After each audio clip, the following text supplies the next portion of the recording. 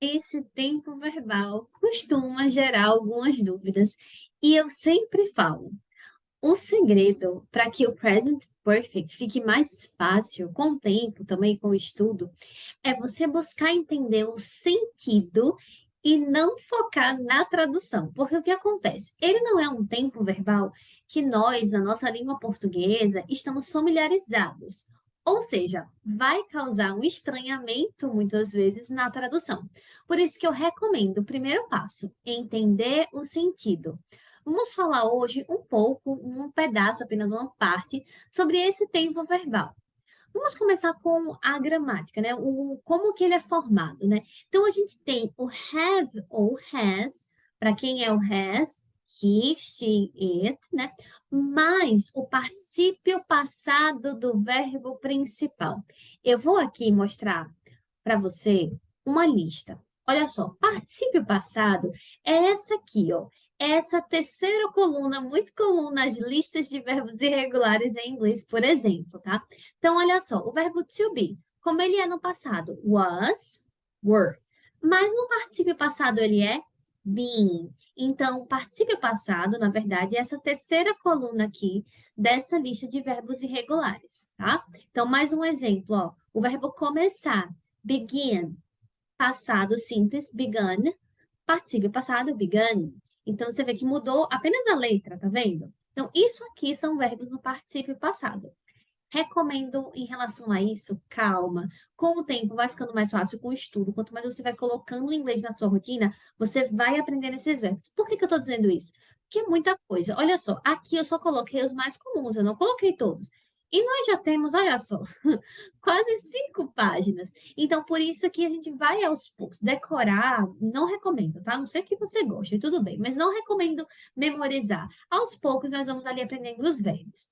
Vamos voltar agora para o present perfect. Então, já que agora a gente já entendeu como é a estrutura dele, vamos entender alguns usos. O primeiro uso é para falar sobre algo que aconteceu no passado, mas olha só, tem uma relação com o presente. Não importa se é uma relação assim, nossa, algo muito sério, pode ser algo simples. O fato é, já aconteceu, mas de alguma forma tem um impacto agora, tem uma relação com o presente. Exemplo, né? Digamos que eu estou tendo uma conversa sobre leitura e quero dizer que já li muito. Nossa, eu já li muitos livros. I have read a lot of books. Ou seja, e aí tem outro sentido também, né? Da minha vida toda até esse momento atual, eu já li muitos livros, né? E esse é um dos usos do presente perfeito. Trazer tudo aquilo, né, passado para o agora. E, por exemplo, nesse caso, claro que tudo que eu li, né, me serviu para alguma coisa, me ajudou em alguma coisa. Então, isso tem uma relação com o meu presente, com esse atual momento. Presente perfeito. Esse é um dos primeiros usos. Um segundo uso muito comum é quando você quer falar de uma ação, mas olha só, a ação é que importa, não importa quando aconteceu. Então, ele também é muito usado para falar sobre experiências de vida mesmo. Ah, eu fiz tal coisa, eu estive em tal lugar. Por quê? Porque o que importa aqui é a ação. Então, por exemplo, I have studied French. Eu estudei francês. Pronto, não importa quando foi. Nesse caso aqui, eu só estou contando algo, né? Que eu fiz e o tempo ali ele não está muito bem definido. Não quero falar sobre o tempo, eu só quero falar que eu fiz aquilo, né? Se eu falar assim, eu estive na Europa. I've been to Europe. Pronto, eu falei que eu estive lá, né? O tempo não estou marcando aqui nessa frase. Vamos lá. Terceiro uso muito comum são ações que acabaram de acontecer. E geralmente, né, você quer enfatizar que aquilo acabou de acontecer. E aí a gente pode usar o just. Olha só, a gente sabe que presente perfeito sempre é algo que já aconteceu, mas que de alguma forma tem uma relação com o presente. Nesse caso, por mais que a gente já esteja falando de uma ação que já aconteceu, mas eu quero, nossa, eu quero deixar bem claro para a pessoa que isso está bem recente. Então, olha só, a questão do sentido, né? Sentido de, nossa, isso aconteceu há pouco tempo.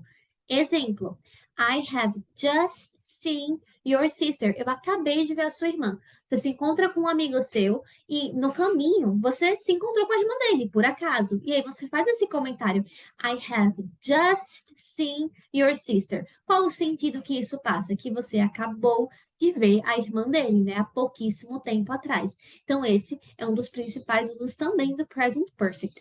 I have just talked to you about this. Eu acabei de falar com você sobre isso. Uma coisa muito comum são aparecer algumas palavras. Hoje eu vou falar sobre essas duas e vou trazer outra aula explicando sobre mais palavras que são muito comuns no present perfect. Mas por agora, vamos focar nessas duas. O already, ele é muito usado em frases afirmativas e interrogativas geralmente, depois ali do verbo, né, para dar ênfase. Então, olha só, agora nós queremos dar ênfase no que nós estamos falando. I have already seen this movie. Eu já, né? Então, olha só, tô querendo dar uma ênfase aqui. I have already seen this movie. Outra palavra muito comum é o never, tá? Então, olha só. Geralmente, quando nós nunca fizemos alguma coisa, nunca tivemos alguma experiência, é muito comum usar essa estrutura. I have never. E aí você completa com o que é que você nunca fez ou nunca falou, por aí vai. E é muito comum também, antes de eu até mesmo continuar, colocar aqui sobre a abreviação. Então, eu dei todos os exemplos falando I have, mas é muito comum que apareça assim, ó. I've, I've, que é a forma abreviada, tá bom? E lembra que se a gente está falando de he, she ou it, né? Então, por exemplo, she has, a forma abreviada ficaria she's. He has, a forma abreviada ficaria his. Se eu quero falar, por exemplo, que ele esteve na Europa, eu posso falar he has been to Europe, ou eu posso falar he's been to Europe. Ok? Então, essa é a questão da abreviação. É muito comum também que apareça abreviado. Por isso que até dando os exemplos, eu coloquei a frase inteira, mas na hora que eu estou falando, eu estou abreviando. Então, I've. Exemplo, I've never been to New York.